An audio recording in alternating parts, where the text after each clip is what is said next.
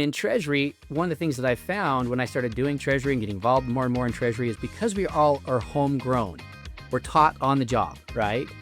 You might get a mentor that teaches you the right way, a middle way, or the wrong way. It just depends on your luck of the draw and your mentor sometimes and what you can do to extend beyond that. So I always come back to what I think is the most important, what can we do to help get the fundamentals of Treasury into people?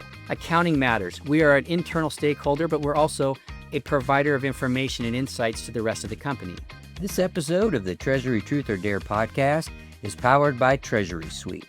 Treasury Suite exists to empower any Treasury department, regardless of size or industry, with the leading global, scalable, cloud-based treasury management system. Built by treasurers for treasurers, they understand your need to have clean, powerful, and intuitive reporting and analytics across your accounts on a global basis. The Treasury Suite platform allows you to do away with manual downloading of data, paying high fees for automation, and difficult to maintain and error-prone spreadsheets.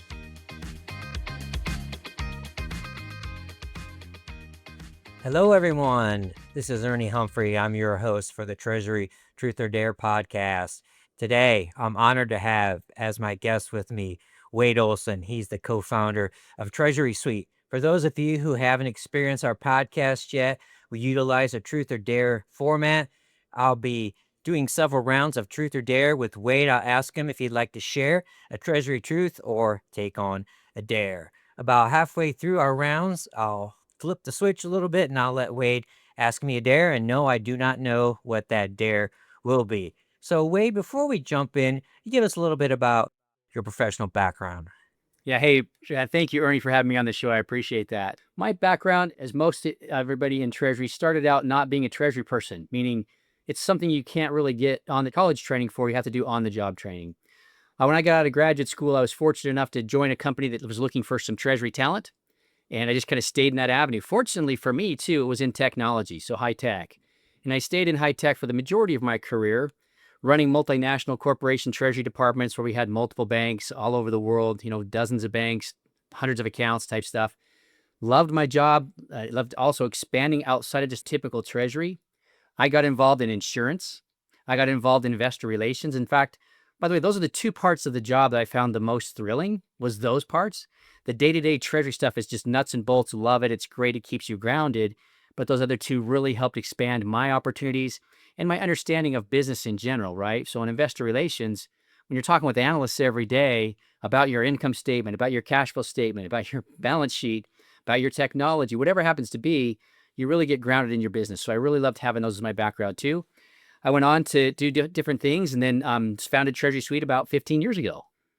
Okay, great. I love the expansion of, the Treasury expansion right into that more strategic role. I was fortunate enough to also get into M&A, and investor relations is a little bit stressful, but insurance is something you have to kind of grow to love. So you shared with me that those are your passions. So why don't you share with us? So I love when technology founders have a treasury background, and I can tell as soon as I look at the interface. Can you give us your inspiration behind Treasury Suite? Right. As a treasury person, we looked at different systems over and over again because we had, again, like I said, lots of banks, lots of accounts all over the world, and there was a lot of manual process involved in getting that. So as we evaluated the systems that were out there, the TMS systems, the ERP supplied treasury products, a couple different themes kept coming to a front when we were looking at evaluating them. First and foremost, they had a lot of functionality. In fact, too much functionality. And I had to navigate past a lot of that functionality to get to the functionality I needed. Multiple menus, multiple sub-menus, and as a result, it became kind of difficult to do and use. On top of that, the costs. The costs were fairly prohibitive. Most of them were very expensive, especially back in the day when they were on-premise types installs you had to do. You had to have the cost of your IT team involved. And so all those different things created a very poor user experience. And so I actually implemented one of the bigger players at one time and had it. And when I did that, what was very pronounced to me through that process of getting it set up and running is it took a lot longer than I expected. It had a lot more training requirements than me and my team expected. And as a result, everybody in the team said, I'm going to stick to my accounting work and I'm going to come back to where we were before. I managed everything in Excel before. They all came to me for information. I installed the new TMS system that was too complicated for them to use, so they came back to me as the bottleneck for the information for Treasury. So at Treasury Suite, when we looked at doing something, we said, how do we flip that on its head? How do we make things simplified, but yet remain powerful enough that all users get what they need? So for example, when you're navigating through a system, do you need an instruction manual? Do you need about 7 months worth of training to get there? We don't think you need to. We think it should be intuitive. We think non-Treasury users could use it, and then the Treasury users can get what they need because all the detail, all the analytics is there for them too. And then we started out in the cloud before cloud was fashionable, I think, for TMS systems. And as a result, our cost structure is significantly different. Now, we did something a little bit odd on the cost side. All of our developers, all of our team is in the United States. We have no foreign developers, no foreign interaction with our information. So that did create a little bit of an extra cost for us, but we've offset that with some of the other things we do. So it's a unique experience at probably the most aggressive pricing in industry, but it's at fair margins for us. And that's what we wanted to do, change the industry with that kind of an approach. Great. Well, one of the things that you said that really resonated with me is that you realize that we have a lot of internal customers, and we are, and also, on the flip side, so we need to share information, and we need, so for insurance, if you're trying to collect information, it's very difficult to get them to do it. And so making it easy for them that they can understand and work in the same sandbox. So I I'm love thinking that. audit, right? Oh, So every yeah. so often an auditor would come and say, I need to audit your bank. Well, that usually took me or one of my people from my team a day or 2 or 3 with the auditors calling the banks. So if I could turn on this system that's easy enough to navigate without instruction, right? Just turn it on, they intuitively know where to go, and it has all that relevant bank information. And then we don't charge by the number of users at Treasury Suite from a cost standpoint too, right? That enables the Treasury team to stay focused on Treasury, and the audit happens without them, which is great. That's the way it should happen, in my opinion. All right, thank you. So I think we already touched on a few rounds of questions, but all right, let's go ahead and wrap my structure. All right, so let's go for a truth or dare. So you're gonna go for another truth, or you're gonna go for a Let's dare dare? it. Hey, I like to start out, go a little bit crazy at the beginning. Let's do that. All right, here we go. Oh, love this question. Okay, are you willing to share with us the most embarrassing moment from your treasury career? Absolutely. I love it. It's actually a very good learning experience for me. So I was invited by a close friend of mine, a mentor, who was the CFO of a very large financial organization at the time, to go and speak at a conference in Louisiana. And number one, I'd never been to Louisiana at the time. This is many years ago. And I thought, oh, this is great. I'm going to be in front of, I think, 1,000+ people, which is great. Probably my biggest audience I was speaking for, which is fantastic. And it was on benefits and a couple different things related to how Treasury interacts with that, but mainly on benefits, right? So I was really excited to kind of bring the Treasury angle into the conversation. We had a pre-meeting with all the different speakers, and they were all benefits people. And I was the only Treasury person. And they said, don't worry, Wade, we're not going to ask you any questions related to benefits. Great. We're going to ask you the Treasury stuff that needs to interact with benefits. So it's fantastic. We went through a queue of different questions they were going to go through. We all prepared. I fly to Louisiana the week after. We get all ready. We get up on stage. They get going. And the first question that the moderator asks, there's I think 6 of us on the panel. The first question the moderator starts to ask is related to benefits and how benefits play. So I kind of tuned out for a second to just look at the size of the audience. Like, wow, this is amazing. There's a lot of people here. And then she goes, and what do you think your thoughts on that are, Wade? And I didn't hear her question. And I sat there for a second. I had 2 options, right? I can say, just make something up, or I could say I didn't hear your question. So I did the worst thing possible. I started talking about how Treasury is very important as it relates to benefits and didn't answer the question. And then realized as I was going through that, about 2 minutes in, everybody's in the audience faces are all cocked to the side and they're, what's going on? Yeah, it was incredibly embarrassing. I had that friend of mine come back to me and talk to me saying, my CEO was there and you just embarrassed. I said, yeah, I apologize. My fault. And that was my big learning experience when it comes to public speaking. Never take your eye off the ball with what they're saying with the moderator. Oh, so thank you. Thank you so much for being willing to share that. Yeah, it's like as soon as you tell someone not to do something, unfortunately, they don't inform the moderator, right? The moderator doesn't know, so he's just going to go right after it. So thanks for sharing. Okay, let's go for another round here. You going to go for back-to-back dares, or you going to go for a truth/question for us? Let's go back. Let's alternate. Let's go to a truth. All right. So you might touch this a little bit, but I want to dive back in here. So we see a lot of AI and things like that and technology. In which areas of Treasury do you feel that they just need more attention and we need to help our Treasury teams focus more where they can add more value if they shifted their focus a bit? In my opinion, it comes back to people, even with AI, right? I mean, for example, we talk to our developers about AI. One of the comments they state is, we can develop a lot faster than we did in the past. Great. But that's only if you know how to put the prompts in correctly, and only if you know how to put the guardrails on AI. So it comes back to people. And in Treasury, one of the things that I found when I started doing Treasury and getting involved more and more in Treasury is because we all are homegrown. We're taught on the job, right? You might get a mentor that teaches you the right way, a middle way, or the wrong way. It just depends on your luck of the draw and your mentor sometimes and what you can do to extend beyond that. So I always come back to what I think is the most important is what can we do to help get the fundamentals of Treasury into people? Accounting matters. We are an internal stakeholder, but we're also a provider of information and insights to the rest of the company. We talked a little bit about insurance a second ago. When I started doing insurance, I didn't want to. It actually kind of landed in my lap because the person had left and I had assumed a different responsibility. That's a fun thing about being at technology companies. You got to do more for less. And when I started doing the insurance, again, kind of kicking and screaming, getting into it, I realized something. You have to learn a lot about the business. That developed me as an individual. That's something I don't see enough in Treasury teams. I see a lot of Treasury teams saying, here's your task, go do your task, because they need that task done, which I'm totally understanding of that. When I was leading Treasury departments, I need those tasks done too. But what was really missing a lot of times is taking care of the people and getting them developed in such a way that they can do more than just the task, become strategic, become what we like to get Treasury Suite call, become a trusted advisor, meaning you know about your issues and you know about those that touch your issues. Right. I mean, I wholeheartedly agree. I always try and encourage people to focus on collaboration, and you need to teach people how to collaborate. And I think a lot of the value in that, like the solutions that you offer, is it facilitates collaboration, and people don't talk about that. So I have surveys, there's silos, AP, AR, there's all these silos, and it lets us work together. And wouldn't it be nice if we can actually influence the whole cash conversion cycle? So that's what we need to teach that. It's not yeah. All right, let's go for another round here. Truth or dare? What do we got? Let's go for another. We're going to go back to dare. We're going to go All back and right. forth a little bit here. All right. Well, here's one I like too.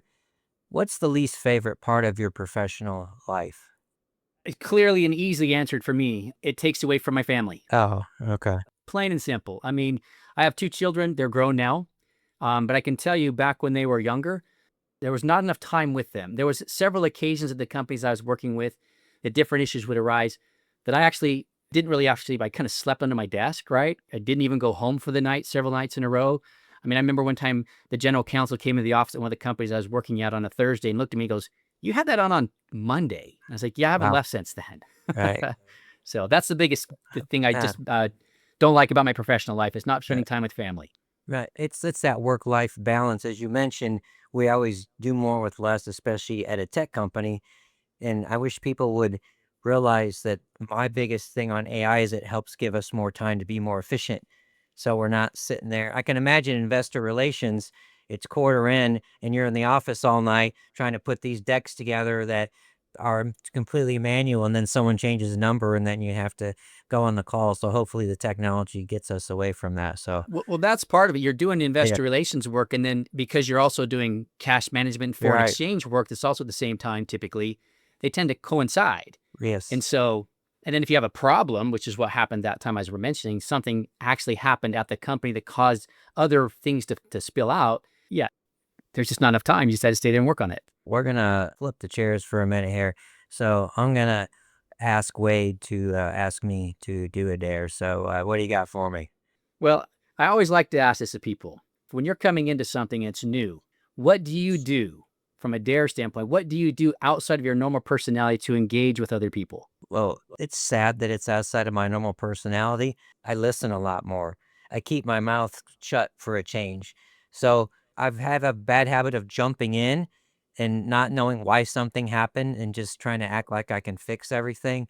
So it should be normal, but I think I'm more cognizant of listening and getting the lay of the land. So I would say that's my true confession, and I'm still working on that. That's a good one. I like that. I think we all do what you do. We all kind of jump in and want to offer answers real quick without listening to the whole situation. Okay, let's get back to Wade. Are we gonna go for a truth or dare? Let's do another dare. Uh-oh. All right, here's another one. Well, since you were kind enough to get a little personal with us, I'm gonna go ahead and ask this one. What movie is your guilty pleasure? I like it. For me, if I have time for a movie, I would always do a Star Wars movie. That's always easy for me. But I really, from a guilty pleasure standpoint, Caddyshack.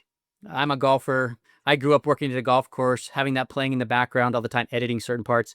That's just kind of my family's thing. We just love golf. Yeah, well, that's golf conversations are a whole nother podcast. So Exactly. I can't. Anything outdoors is fantastic for me and my family. We Right. love all that stuff. Yeah. But as a kind of a cult movie and kind of a back to my college and high school days, yeah, Oh, that one right. throws me Yeah. back. Yeah. It's too bad they tried to make a sequel because that was one of the It was not good. sequel. No, it was no good. Okay. So what do you think? We're gonna go for a truth or a Let's dare? do a truth. Okay. We touched on this earlier, and so it's a common theme. So a lot of us who are not right out of college, we kind of fell into treasury a little bit. Is there things that you think that we can do to increase the awareness of the treasury profession to younger professionals? There some ideas that you might have to share with us how to do that? Well, I like that idea because actually, as soon as I started working with Treasury Suite and building this company out, we went to several universities here in our area Yeah, because we wanted to have the idea of Treasury being implanted a little bit earlier. yeah, And we wanted to be able to identify talent coming out of those universities, right? So kind of a double thing. We put something in, hopefully get something out.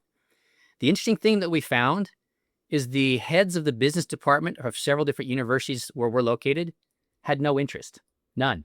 So we reached out to others in California, Washington. I believe we did some in the Georgia area too, because I have in-laws in Georgia. And every single one of them like, no. So I would hope that there's some way we can do something within the collegiate realm to start getting the idea of treasury, the kernel of it, if you will, there. The idea of cash management. You have the investment classes and you have your accounting classes, but there's no absolutely. real treasury class. And then on top of that, I think something else that could really help too is this newer generation, and I'm not part of it obviously, but this newer generation spends a lot more time in technology. Don't see a lot of treasury stuff or even finance stuff in your social media.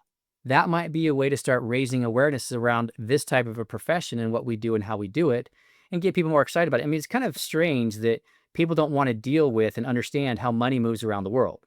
To me, that was incredibly fascinating. Where's the money at? Who's got the money? How do you move the money? Right? Very fascinating stuff. But it's just something that we don't do very well with the younger generation. And even when they come into finance and stuff like that, treasury is typically not the path to become the CFO. Now, it is for companies that are constantly raising money and doing things capital structure wise. You can see that happening. But traditionally, it's been the controller's office that gets that CFO air, right? So to me, we need to do more around those kind of things to help raise that awareness and at our industry events as well. But hey, industry event, we're already in treasury, right? But how can our industry events be paired with more stuff at the collegiate level? Go and reach out to the colleges. I was at a conference a little while back. I think it was in Texas, and they had a big delegate from the local business school there, and I thought that was a great idea. Yeah, it's I part of the reason I created this podcast was to help us with our brand, and so I'm glad. Thanks for your efforts in trying to get this back. We used to have programs in universities, as you all know, 15 years ago, 20 years ago, and then they all went away. So, and we have a brand. Our brand is Treasury, Treasury, Treasury. We love finance. It's kind of finance, but it's Treasury, and it's exciting, and it's like you said, touch all pieces of the business. You know more than anyone, especially doing insurance.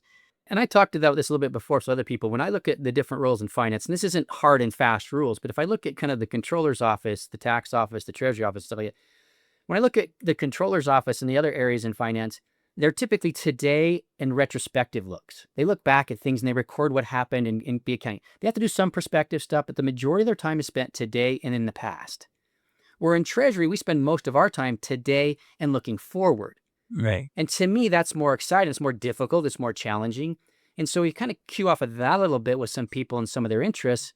it might raise even more additional awareness and interest in the industry as well, in this kind of a role. Right. Okay. Well, thank you so much for our compelling conversation. So I'm going to go ahead and wrap things up. I'm going to ask you one more, I would say, truth. So hopefully we have hundreds of Treasury professionals listening to your engaging content. So leave us with two or three things that you'd like. Say you had an audience of 1,000 Treasury professionals, not treasurers. We need all the Treasury professionals. What are two or three things you would like to communicate to them? I go back to the things that we have as our foundation at Treasury Suite a little bit. First and foremost, truth matters. And becoming a trusted advisor requires truth, meaning you need to be truthful in what you're providing information-wise and truthful to yourself about what you can and cannot provide. Become that trusted advisor. And by becoming that, what that means is you're going to know that you're the expert in what they've hired you to be for that company. If it's about payments, if it's about international settlements, if it's about insurance, you're the expert. The entire company looks to you to be the most educated and the most professional about that idea. However, every part of the company has other little tentacles to go out and touch other parts of the company. You need to be very well versed in everything that your little tentacles touch, at least one, maybe even two steps out. That makes you a very trusted advisor because when somebody comes to you, they know you've considered not only your specialty, but those that touch your specialty. And that oftentimes means going to learning situations about other things that you're not even hired to do on your own, taking it upon yourself. I like the idea that I've always kept in my mind all the way through my career. Everybody does what they have to do, and everybody likes to be like water and kind of flow with its easiest path possible. I thought a while back to kind of leverage the Sun Tzu thing about chaos breeds opportunity, right? How about I do this? How about I find things that are difficult and nobody else wants to do, and then try and become the master of those things? And as I did that, it challenged me, made me a better person. It was difficult, it was hard. But here's the cool thing that happened on the fallout from that. Opportunity found me because people recognized that I did certain things that others wouldn't do. That was a flip of the table for me from a career evolving standpoint where I wasn't trying to always find the next job. Pretty soon I became known for specific things, and they were the difficult things, and then opportunity came to me. So I always just challenge people, be truthful, become that advisor, and always push yourself out of your comfort zones and your standard structures. Love it.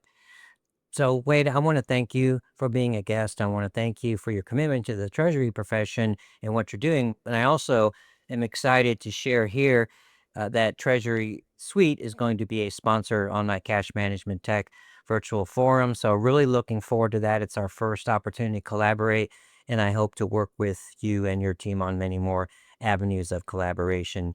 Wade, thank you again.